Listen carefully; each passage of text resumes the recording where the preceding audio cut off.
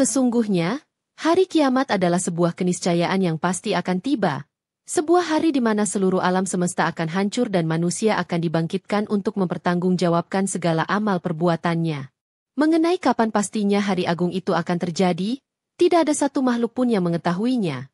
Bahkan para malaikat terdekat dengan Allah maupun para nabi dan rasul yang diutusnya. Ilmu tentang waktu kiamat adalah murni hak prerogatif Allah. Sang Maha mengetahui segala yang gaib dan yang nyata.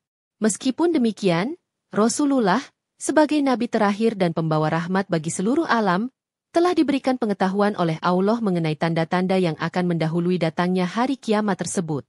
Tanda-tanda ini bukanlah untuk membuat umatnya hidup dalam ketakutan yang melumpuhkan atau keputusasaan yang tak berujung. Sebaliknya, informasi mengenai pertanda akhir zaman ini dimaksudkan sebagai sebuah peringatan dini, agar umat manusia senantiasa waspada dan mempersiapkan diri dengan sebaik-baiknya. Dengan mengetahui tanda-tanda ini, diharapkan kaum muslimin akan semakin terdorong untuk meningkatkan kualitas iman dan takwa mereka. Mereka akan lebih giat dalam beramal syalih, menjauhi segala bentuk kemaksiatan, dan senantiasa berpegang teguh pada ajaran Islam yang murni. Pengetahuan ini juga bertujuan agar manusia tidak lalai dan terlena dengan gemerlap kehidupan dunia yang fana, serta selalu mengingat bahwa kehidupan akhirat adalah tujuan yang hakiki dan abadi. Oleh karena itu, memahami tanda-tanda kiamat sebagaimana yang disabdakan Rasulullah menjadi sangat penting, bukan untuk berspekulasi tentang kapan tepatnya kiamat akan terjadi, melainkan untuk melakukan introspeksi diri. Ini adalah panggilan untuk kembali kepada jalan yang lurus, memperbaiki hubungan dengan Allah, hablumin Allah, dan hubungan dengan sesama manusia, habluminan nas, serta mempersiapkan bekal terbaik untuk menghadapi hari perhitungan yang tak terhindarkan. Di antara tanda-tanda kecil, sughra, yang telah banyak disabdakan oleh Rasulullah adalah fenomena yang berkaitan erat dengan kemerosotan ilmu agama dan dekadensi moral di tengah masyarakat. Rasulullah mengabarkan bahwa menjelang akhir zaman, ilmu agama akan dicabut dari muka bumi. Pencabutan ilmu ini bukanlah dengan cara menghilangkannya dari kitab-kitab, melainkan dengan diwafatkannya para ulama, orang-orang syalih yang menjadi pewaris para nabi. Ketika para ulama telah tiada, maka orang-orang akan mengangkat pemimpin-pemimpin dari kalangan orang-orang bodoh. Pemimpin-pemimpin jahil ini akan memberikan fatwa tanpa ilmu, sehingga mereka sendiri sesat dan menyesatkan banyak orang.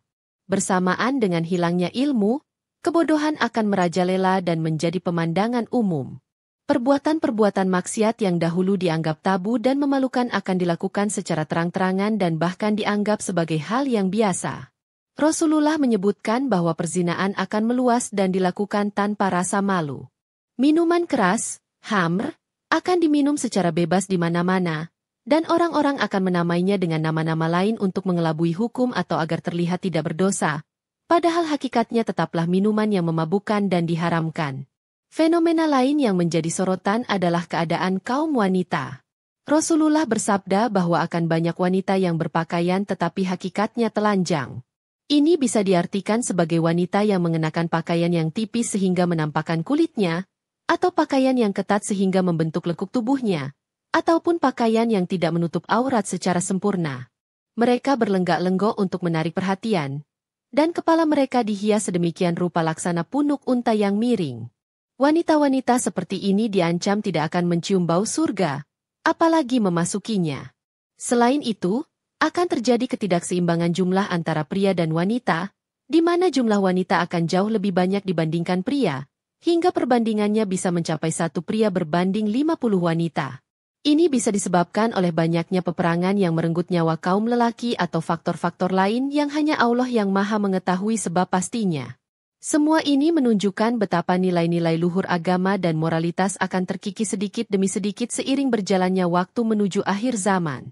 Selain kemerosotan ilmu dan moral, Rasulullah juga mengabarkan tentang perubahan dalam tatanan sosial dan fenomena alam sebagai bagian dari tanda-tanda kecil kiamat. Salah satu yang paling menonjol adalah disia-siakannya amanah. Ketika amanah tidak lagi dijaga dan diemban dengan baik, maka tunggulah saat kehancuran.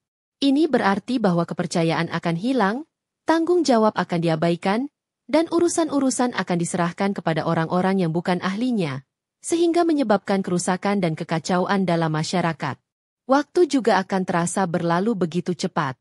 Rasulullah menggambarkan bahwa setahun akan terasa seperti sebulan, sebulan terasa seperti sepekan, sepekan terasa seperti sehari, dan sehari terasa seperti 1 jam, bahkan 1 jam terasa seperti menyalakan api dari pelepah kurma. Fenomena ini bisa diartikan secara harfiah bahwa perputaran waktu memang dipercepat, atau bisa juga diartikan secara kiasan bahwa keberkahan waktu telah dicabut, sehingga waktu terasa singkat dan tidak banyak amal kebaikan yang bisa dilakukan di dalamnya. Kesibukan duniawi yang melalaikan membuat manusia tidak menyadari betapa cepatnya usia mereka berlalu.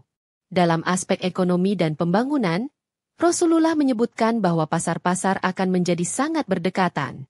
Ini bisa dimaknai dengan mudahnya akses terhadap pusat-pusat perbelanjaan atau maraknya aktivitas perdagangan, hingga tidak ada lagi jarak yang berarti antar pasar. Kemudian, manusia akan berlomba-lomba dalam meninggikan bangunan. Orang-orang yang dahulunya miskin dan papa, para penggembala kambing yang tidak beralas kaki dan bertelanjang dada, tiba-tiba menjadi kaya raya dan saling berbangga-bangga dengan kemegahan gedung-gedung pencakar langit yang mereka bangun. Dari sisi fenomena alam dan sosial, akan banyak terjadi gempa bumi di berbagai belahan dunia. Fitnah, kekacauan, perselisihan, ujian berat, akan merajalela dan pembunuhan akan meningkat pesat, hingga seorang pembunuh tidak tahu mengapa ia membunuh, dan orang yang terbunuh tidak tahu mengapa ia dibunuh. Manusia tidak lagi peduli dari mana mereka mendapatkan harta, apakah dari jalan yang halal ataukah dari jalan yang haram. Semua ini adalah gambaran suram tentang kondisi dunia yang semakin mendekati penghujungnya, sebagai pengingat bagi orang-orang yang beriman untuk selalu waspada dan memperbaiki diri. Sebelum tanda-tanda besar kiamat yang lebih mengerikan datang silih berganti, Allah dengan rahmat-Nya akan memunculkan seorang pemimpin yang adil dan bijaksana. Sosok ini dikenal dengan sebutan Al-Mahdi. Rasulullah telah mengabarkan dalam banyak hadisnya mengenai kedatangan Al-Mahdi sebagai salah satu pertanda akan dekatnya hari akhir. Beliau akan berasal dari keturunan Nabi Muhammad, dari garis nasab Fatimah Az-Zahra, putri Rasulullah. Nama beliau akan menyerupai nama Rasulullah, yaitu Muhammad bin Abdullah. Al-Mahdi akan muncul di akhir zaman ketika dunia telah dipenuhi dengan kezaliman, kesewenang-wenangan, dan ketidakadilan. Kehadirannya akan menjadi secercah harapan bagi umat manusia yang merindukan keadilan dan kedamaian. Beliau akan memimpin umat Islam dan memenuhi bumi ini dengan keadilan dan kemakmuran, sebagaimana sebelumnya bumi dipenuhi dengan kezaliman dan penindasan. Masa pemerintahannya akan membawa keberkahan, di mana langit akan menurunkan hujannya dengan deras dan bumi akan mengeluarkan tumbuh-tumbuhannya dengan subur. Meskipun terdapat berbagai pandangan mengenai detail kemunculan dan masa kepemimpinan Al-Mahdi, mayoritas ulama Ahlus Sunnah wal Jamaah meyakini bahwa kemunculan Al-Mahdi adalah sebuah kebenaran yang pasti akan terjadi. Beliau bukanlah seorang nabi baru, melainkan seorang pemimpin agung yang akan menegakkan kembali syariat Islam yang dibawa oleh Nabi Muhammad. Kehadirannya akan mempersatukan umat Islam yang tercerai-berai dan memimpin mereka dalam menghadapi berbagai fitnah dan tantangan akhir zaman. Kemunculan Al-Mahdi ini seringkali dikaitkan sebagai periode transisi sebelum datangnya fitnah terbesar, yaitu kemunculan Dajjal. Di masa kepemimpinan Al-Mahdi inilah, umat Islam akan menikmati masa keemasan yang singkat namun penuh berkah, sebelum akhirnya diuji dengan ujian-ujian yang lebih dahsyat. Keberadaan Al-Mahdi menjadi penanda bahwa dunia benar-benar telah berada di ambang pintu gerbang tanda-tanda besar kiamat. Setelah serangkaian tanda-tanda kecil dan kemunculan Al-Mahdi, akan datanglah salah satu tanda besar kiamat yang paling ditakuti dan paling sering diperingatkan oleh Rasulullah, yaitu kemunculan Dajjal. Tidak ada satu nabi pun sejak zaman Nabi Adam hingga Nabi Muhammad, melainkan telah memperingatkan umatnya akan bahaya fitnah Dajjal. Ini menunjukkan betapa besar dan dahsyatnya ujian yang akan dibawa oleh makhluk terkutuk ini. Dajjal adalah seorang manusia dari keturunan Adam, yang akan muncul dari arah timur, dari daerah Khurasan atau Isfahan. Rasulullah telah menjelaskan ciri-ciri fisiknya dengan cukup detail. Ia adalah seorang pemuda yang berambut keriting, matanya yang kanan buta menonjol seperti buah anggur yang mengapung, sedangkan mata kirinya juga memiliki kecacatan. Di antara kedua matanya, atau di dahinya, tertulis huruf kafef ara yang berarti kafir, yang dapat dibaca oleh setiap orang mukmin, baik yang bisa membaca maupun yang buta huruf. Fitnah Dajjal begitu besar karena Allah memberinya kemampuan-kemampuan luar biasa yang dapat menipu dan menyesatkan banyak manusia. Dajjal akan mengaku sebagai Tuhan. Ia akan membawa sesuatu yang menyerupai surga dan neraka. Surga yang dibawanya hakikatnya adalah neraka, dan neraka yang dibawanya hakikatnya adalah surga. Ia dapat memerintahkan langit untuk menurunkan hujan, dan langit pun akan menurunkan hujannya. Ia dapat memerintahkan bumi untuk menumbuhkan tanaman, dan bumi pun akan menumbuhkan tanamannya. Ia dapat mengeluarkan harta karun dari perut bumi, dan harta karun itu akan mengikutinya seperti sekelompok lebah. Dajjal akan menjelajahi seluruh pelosok bumi dengan sangat cepat, seperti awan yang ditiup angin, kecuali dua kota suci, yaitu Mekah dan Madinah, yang dijaga oleh para malaikat sehingga Dajjal tidak dapat memasukinya. Ia akan menebarkan fitnahnya selama 40 hari. Hari pertama seperti setahun, hari kedua seperti sebulan, hari ketiga seperti sepekan, dan hari-hari sisanya seperti hari-hari biasa. Untuk menghadapi fitnah Dajjal, Rasulullah mengajarkan umatnya untuk berlindung kepada Allah, membaca 10 ayat pertama atau terakhir dari surat Al-Kahfi, dan sebisa mungkin menjauhinya. Di tengah puncak fitnah Dajjal yang menyesatkan dan meresahkan seluruh penduduk bumi, Allah dengan rahmat dan kekuasaannya akan menurunkan Nabi Isa putra Maryam dari langit. Turunnya Nabi Isa adalah salah satu tanda besar kiamat yang telah disepakati kebenarannya oleh umat Islam berdasarkan Al-Quran dan hadis-hadis Rasulullah yang syahih. Kembalinya Nabi Isa ke dunia bukanlah sebagai Nabi yang membawa syariat baru, melainkan untuk menjadi pengikut syariat Nabi Muhammad dan menjadi hakim yang adil. Nabi Isa akan turun di waktu subuh, di Menara Putih sebelah timur kota Damaskus, Suriah. Beliau akan turun di antara dua helai pakaian yang dicelup dengan wors dan zafaran, pewarna kuning atau kemerahan, dengan meletakkan kedua telapak tangannya pada sayap dua malaikat. Ketika beliau menundukkan kepalanya, akan meneteslah keringat, dan ketika beliau mengangkat kepalanya, akan berjatuhanlah keringatnya laksana mutiara. Setiap orang kafir yang mencium nafasnya akan mati, dan nafasnya mencapai sejauh pandangan matanya. Tugas utama Nabi Isa setelah turun ke bumi adalah untuk membunuh Dajjal. Beliau akan mencari Dajjal dan akhirnya menemukannya di pintu Lut, sebuah daerah di Palestina. Ketika Dajjal melihat Nabi Isa, ia akan meleleh seperti garam yang larut dalam air. Kemudian, Nabi Isa akan membunuhnya dengan tombaknya, dan memperlihatkan darah Dajjal pada tombaknya kepada manusia. Dengan terbunuhnya Dajjal, berakhirlah fitnah terbesarnya, dan kaum muslimin akan meraih kemenangan atas pertolongan Allah. Setelah membunuh Dajjal, Nabi Isa akan menghancurkan salib-salib, membunuh babi-babi, dan menghapuskan jizyah, pajak yang dikenakan pada ahli kitab yang hidup di bawah perlindungan negara Islam. Ini menandakan bahwa tidak ada lagi agama yang diterima selain Islam. Di masa kepemimpinan Nabi Isa, dunia akan dipenuhi dengan keadilan, keamanan, dan kemakmuran yang luar biasa. Harta akan melimpah ruah, hingga tidak ada lagi orang yang mau menerima sedekah. Semua permusuhan dan kebencian akan hilang, bahkan singa akan hidup berdampingan dengan unta, dan anak kecil akan bermain dengan ular tanpa rasa takut. Nabi Isa akan hidup di bumi selama beberapa waktu, menikah, memiliki keturunan, kemudian wafat dan disyalatkan oleh kaum muslimin. Setelah masa damai di bawah kepemimpinan Nabi Isa dan setelah beliau wafat, akan muncul tanda-tanda besar kiamat lainnya secara beruntun. Salah satunya adalah keluarnya Yajuj dan Majuj.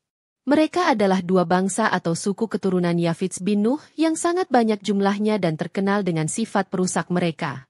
Dahulu, mereka dikurung oleh Zulkarnain di balik sebuah dinding besi yang sangat kuat.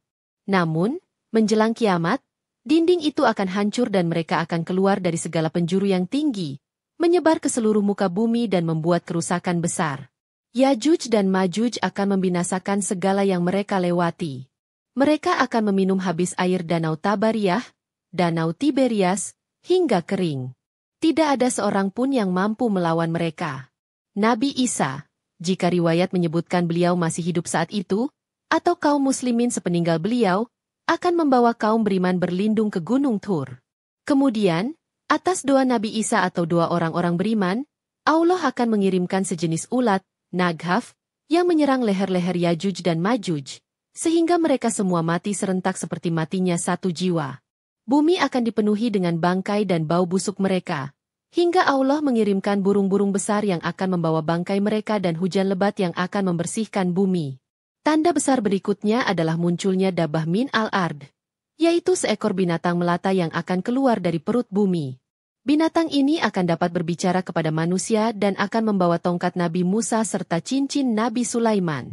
Dengan tongkatnya, ia akan menandai wajah orang-orang beriman sehingga wajah mereka menjadi bersinar, dan dengan cincinnya, atau sebaliknya menurut riwayat lain, ia akan menandai hidung orang-orang kafir sehingga wajah mereka menjadi hitam.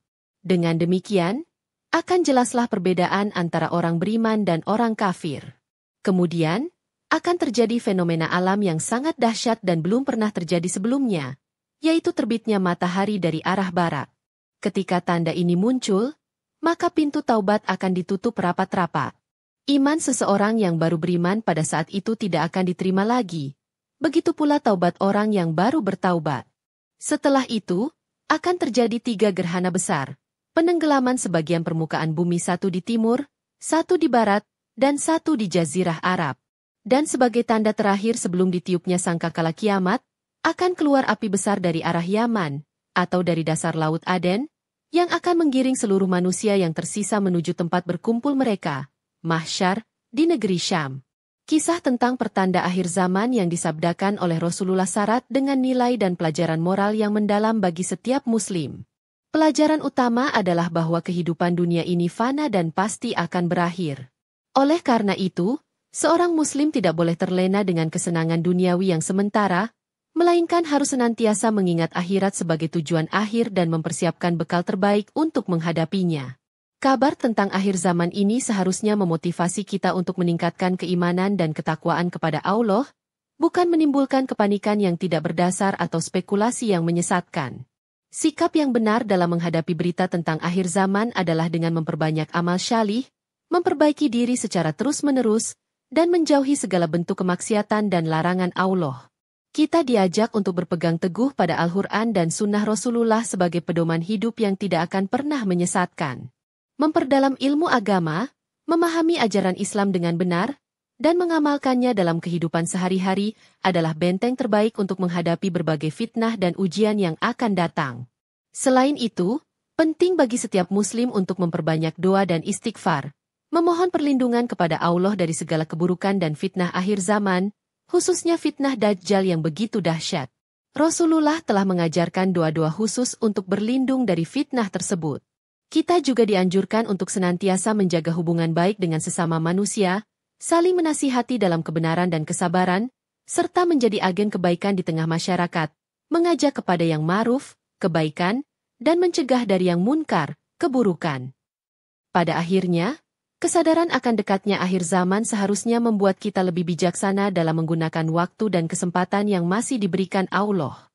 Jangan menunda-nunda taubat dan amal kebaikan. Jadikanlah setiap hari sebagai kesempatan untuk mendekatkan diri kepada Allah dan meraih ridho-Nya. Dengan iman yang kokoh, amal yang ikhlas, dan tawakal yang penuh kepada Allah, insya Allah kita akan mampu melewati segala ujian akhir zaman dengan selamat dan meraih kebahagiaan abadi di sisinya. Demikianlah kisah ini diceritakan, segala kebenaran detailnya kita kembalikan kepada Allah, Tuhan pemilik kisah kehidupan.